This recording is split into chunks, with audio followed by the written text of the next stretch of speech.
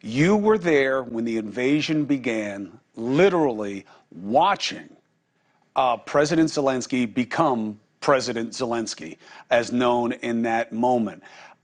Do you believe that, look at me, I look like a dope with that helmet on. Thank God that's no Ukrainian fighter right there. They actually know, like they know what they're doing. They're fighting for their lives. The idea of America's doing enough. Now we're sending Abrams.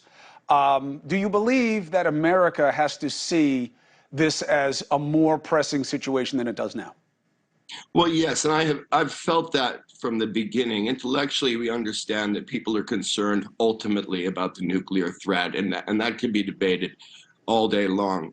My deep belief is that in the likely unlikely, I think it's highly unlikely. That said, I don't think that we can miss this opportunity to show that we will not accept that as a bully measure. Right. And with the Ukrainians fighting so hard, kind of the tip of the spear of all the freedoms and dreams that all of us want to embrace, we really missed the moment, and I hope we don't continue to miss it, because all of those things that we have done since February 24th of last year,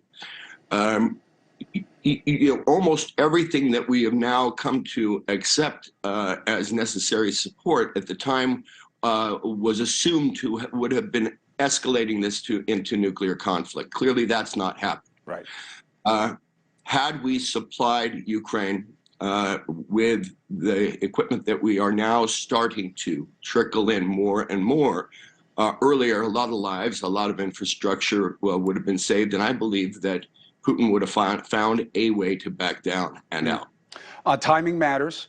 Timing is relevant now. One of the reasons that they say they were dragging their feet about the Abrams tank weapon systems is that they're complicated and they take time to train. You say, ask veterans if they want to step up, who know how to operate this equipment, to go there. Now, some would say, oh, it's putting a lot on them. But you know well that there are many veterans in country already volunteering in different capacities, and some of them have been helping in the fight.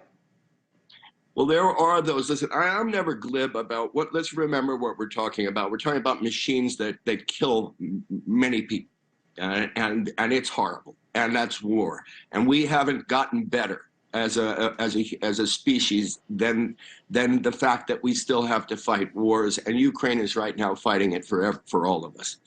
I think that one of the things that we've kind of used to kick the can down the road on so much of the military hardware that we have offered, and that goes back to when we were talking. We're talking about the MiGs coming in from Poland, getting the air assets up to par to fight the higher technology of the Russian planes.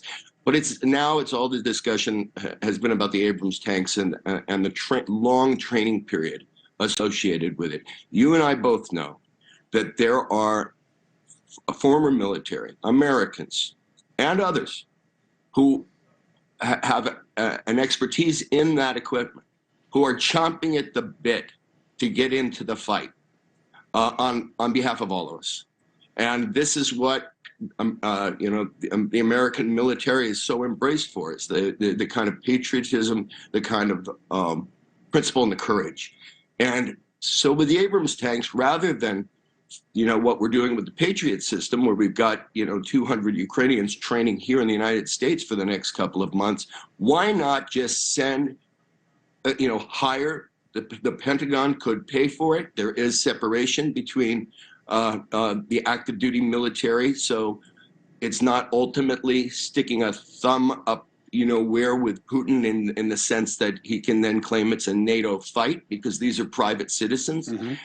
Be more than willing and able to go and train while in the fight, train those Ukrainians side by side with them while in the fight, and get those Abrams tanks into the field and save some lives. Hey, thank you for watching. Please go to newsnationnow.com, newsnationnow.com, and you can find NewsNation on your television provider. And don't forget to click the red subscribe button down below. Then you will get more of NewsNation's fact-driven coverage.